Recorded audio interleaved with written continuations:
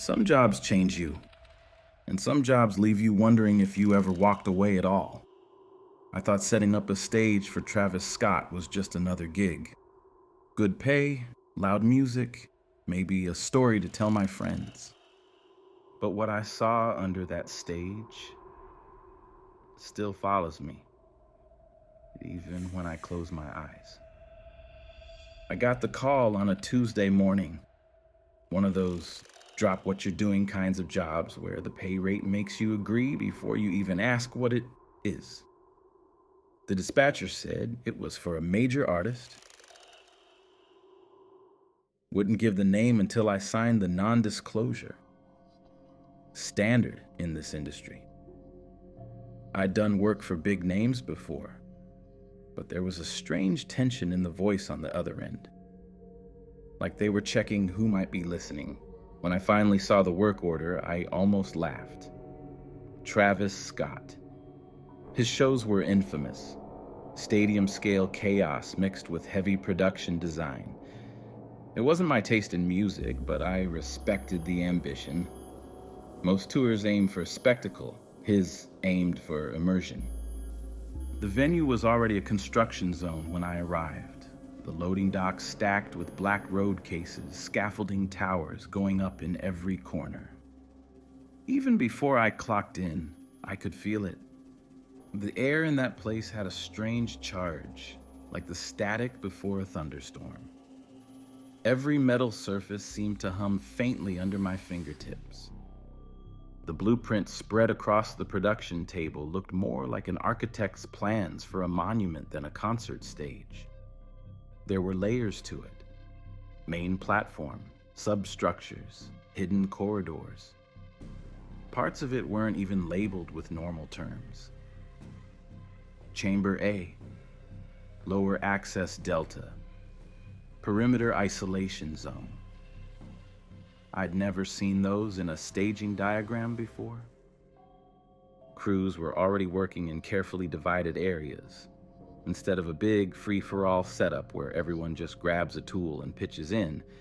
Each team had badges granting access to certain zones. My pass only let me into green and blue sections. The red ones were cordoned off with heavy black curtains and guarded by men in plain clothing who didn't wear stage crew lanyards at all. They weren't helping with the build. They were just there to watch. Even the materials coming in were odd. Custom panels shaped to fit curved sections of the stage, but coated in a matte finish that seemed to absorb light. Long reinforced crates that required 4 people to lift.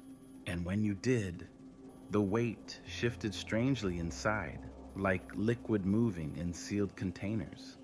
I've built stages for pyrotechnics, ice shows, even magic acts, but there was something about this layout that didn't feel like entertainment design. It felt purposeful in a way I couldn't quite define. Like every hidden compartment and locked hatch had been built into the plan from the very beginning. Not for show, but for function. The second day was when I got my first look below. The substructure was a maze of metal supports, cables, and enclosed spaces. Some tall enough to stand in, others so tight you had to crawl. The ceiling was low, crisscrossed with pipes and wiring. My job was to check stability where the heavier light rigs would be anchored. It was quiet down there, apart from the occasional thump of boots above or the distant clatter of tools. The kind of quiet that makes you hyper-aware of your own breathing. As I moved deeper under the central platform, the normal understage smell, dust, old plywood, faint ozone from the electricals, started to change. There was a warmth to the air, carrying a scent I couldn't place. Not unpleasant, but heavy, like incense burned in a closed room.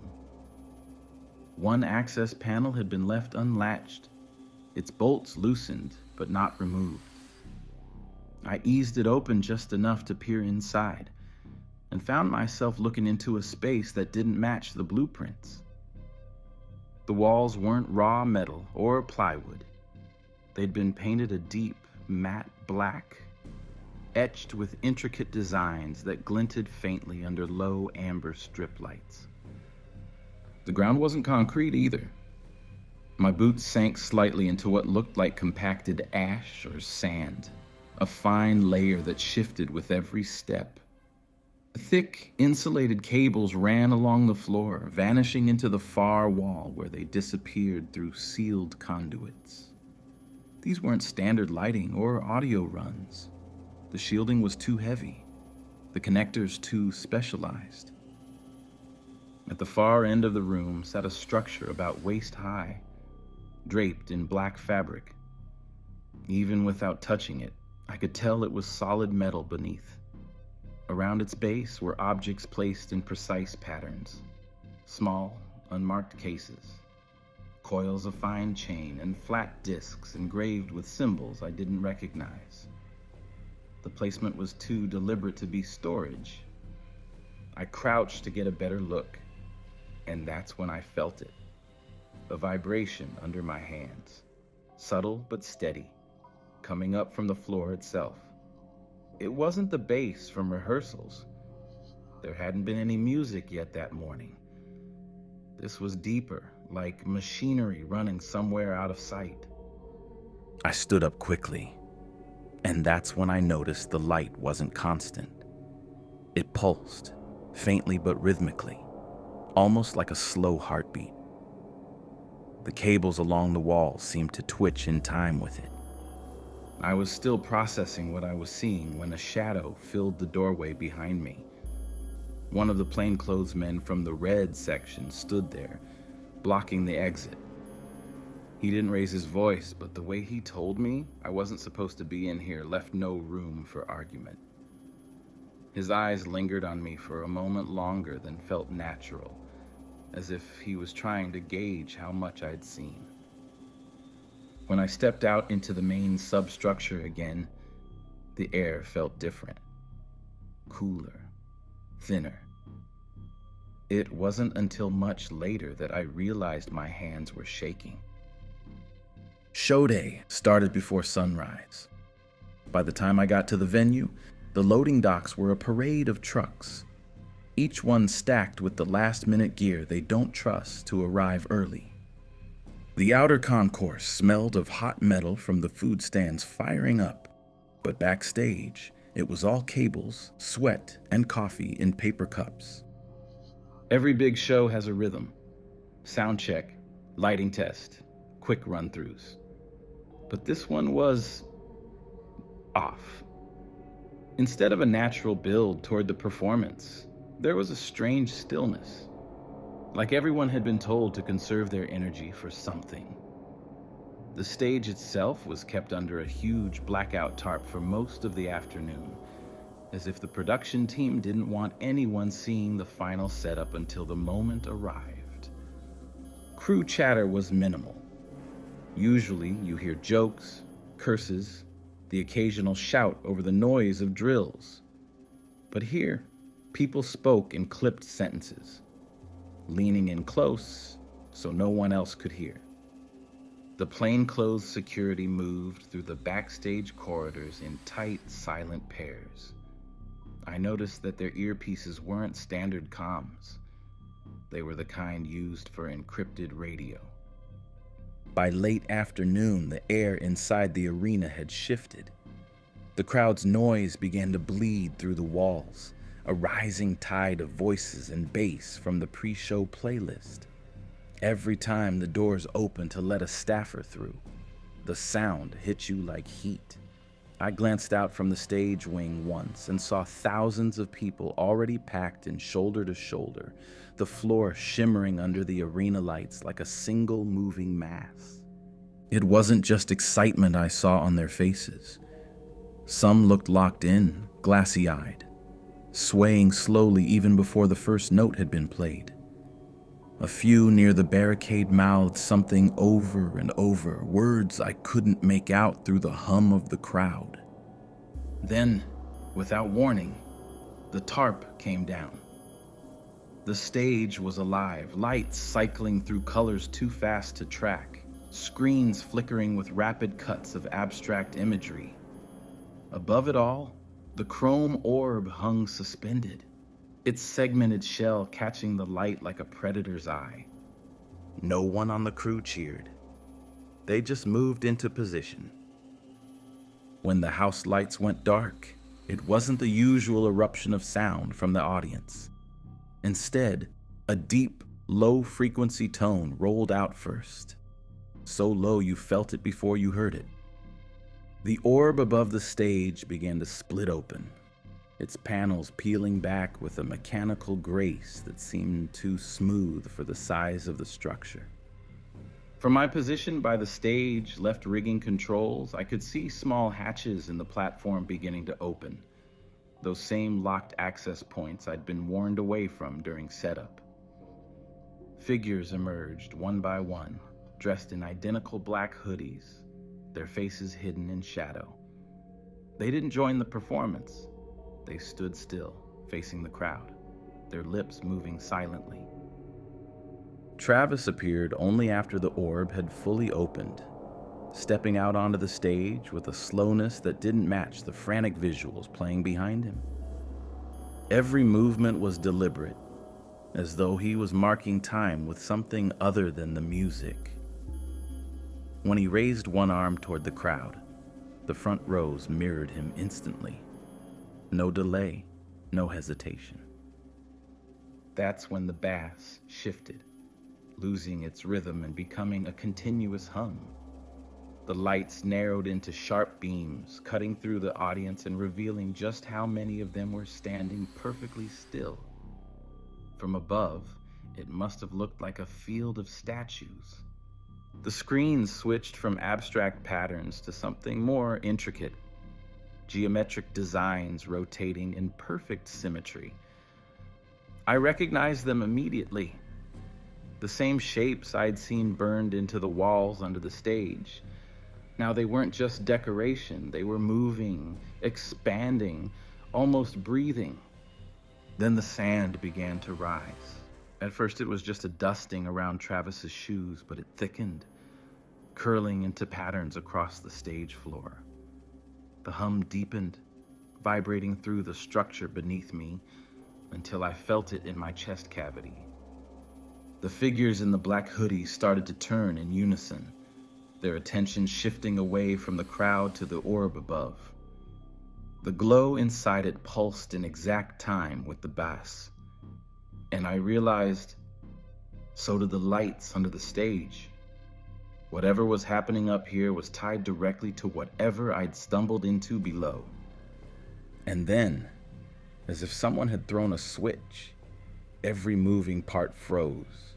Crowd, crew, even Travis, his hand still extended toward the audience. It was silent, but the hum was still there, threaded into the bones of the building. The moment I slipped back under the platform, the temperature hit me first. It wasn't hot like stage lights. It was the kind of dense warmth you feel in a sauna right before the steam kicks. A wet heat that sat on the skin and made the metal smell sharper. The utility LEDs along the joists were no longer a steady amber. They flickered in a slow cadence, brightening and dimming like a set of lungs learning to breathe. Each swell of light seemed to pull the shadows forward a fraction of an inch, and then let them fall back again. The space had changed.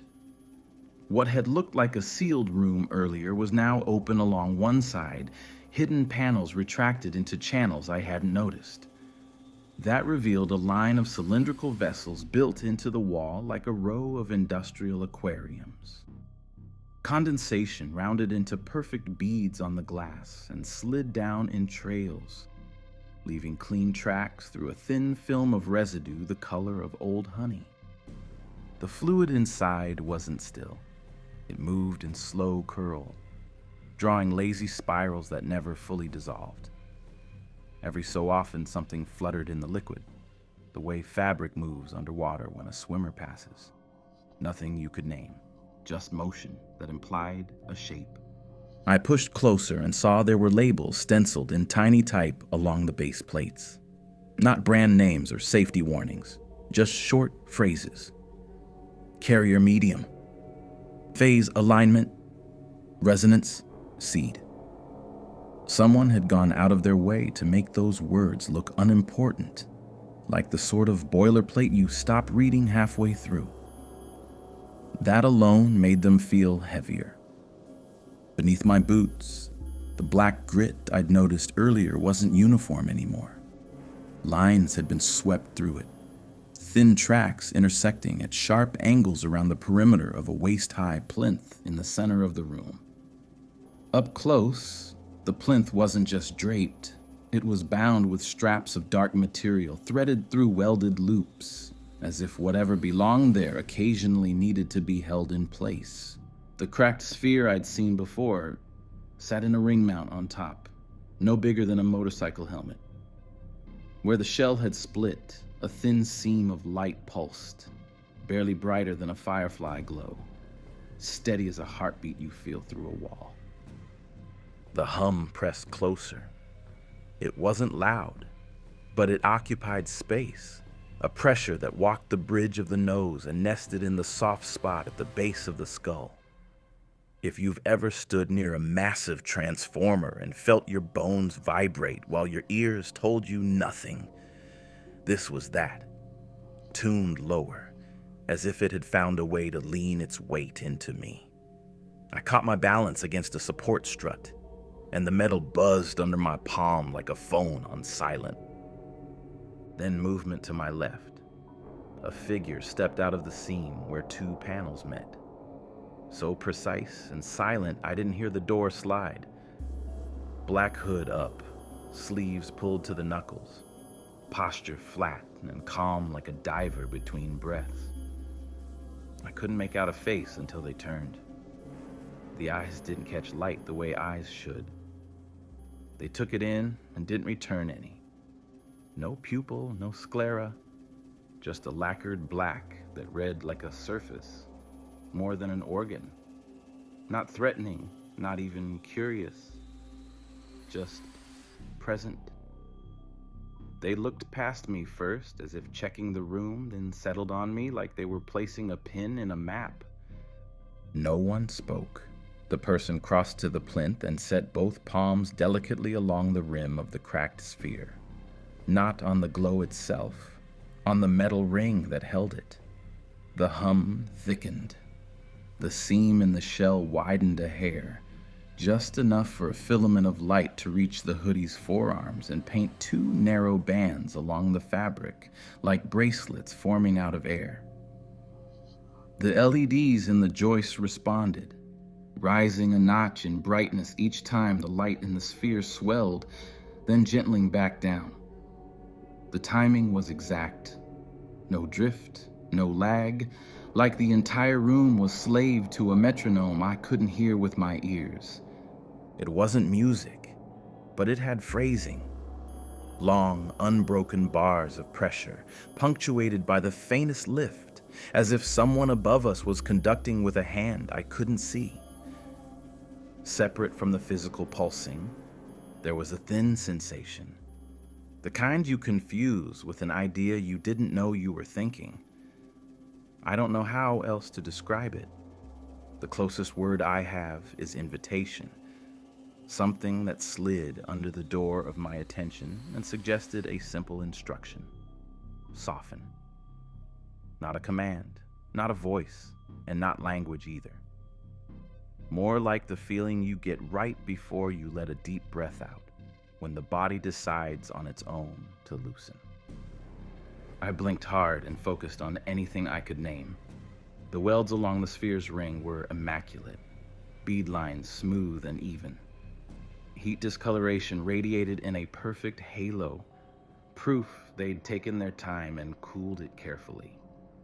There were tiny ports machined into the base of the ring, 4 of them, threaded for micro-fittings with clear tubing running back into the chassis under the plinth. The tubes carried the same gold tint as the wall vessels, and they pulsed in sympathy like veins coaxed into a rhythm. On the far side, an access tablet lay in a shallow tray, screen active but dimmed. I leaned enough to read without stepping into the light. The interface wasn't any console I recognized from lighting or sound. A bare grid with 3 live readouts labeled only with initials: LF, Q, Phi. LF ticked around the high teens and low 20s, fluctuating in decimal points. Q rose and fell in clean arcs like a swimmer pacing a lane. F glowed constant.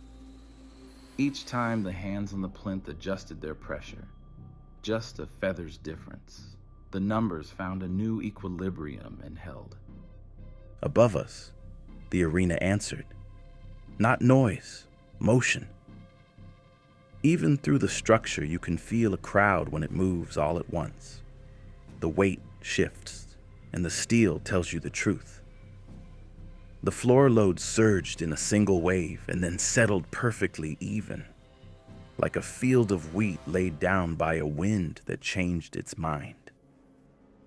Another person slipped in, smaller frame, same black uniform. They didn't look at me either. They moved to the wall units and rotated a series of valves a quarter turn each, nothing more. The liquid in the glass didn't churn or bubble, it simply reorganized its drift. A ribbon of darker color rose from the bottom in each cylinder, took a slow lap, and dissolved. Something brushed my shoulder.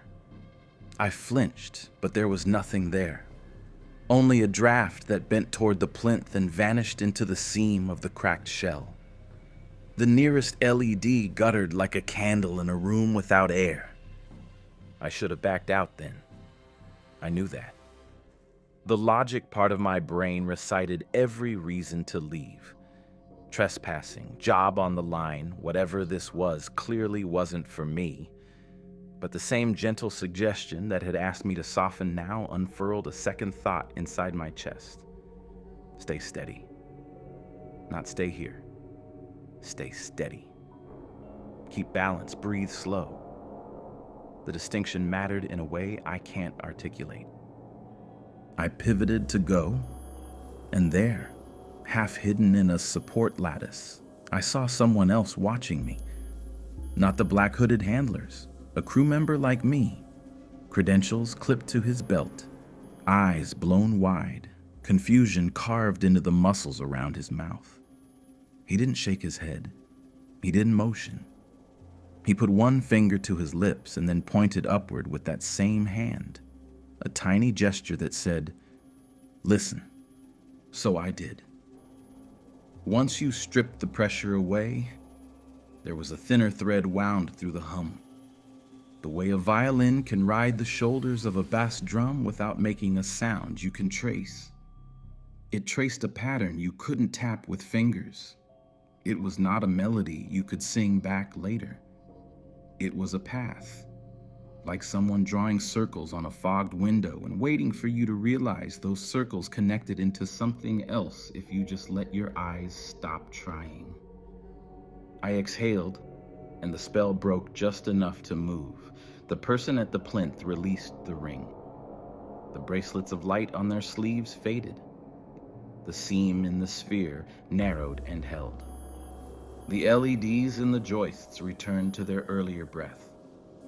I stepped backward, one careful footfall at a time, not turning my back until the threshold reached my spine. The last thing I saw was the black grit shiver as if it had been holding itself still as long as I had. When I slid out into the crawl, my radio came alive with 3 clipped words from a channel I wasn't assigned. Resume. Surface. Align. They weren't orders for me. They were for the show. I tucked the radio against my chest all the same and climbed toward the sound of tens of thousands of bodies finding their voices at once. From the wing, the ending didn't look like an ending. No fireworks, no curtain drop, no good night. The orb above closed its petals with the poise of a mechanical flower deciding the sun had moved. The stage lights stood down in polite stages rather than snuffing out at once.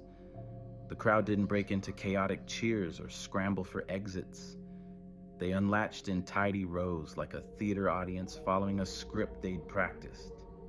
Even the clapping, what little there was, came in a tight, clean pattern that sounded more like a metronome than applause.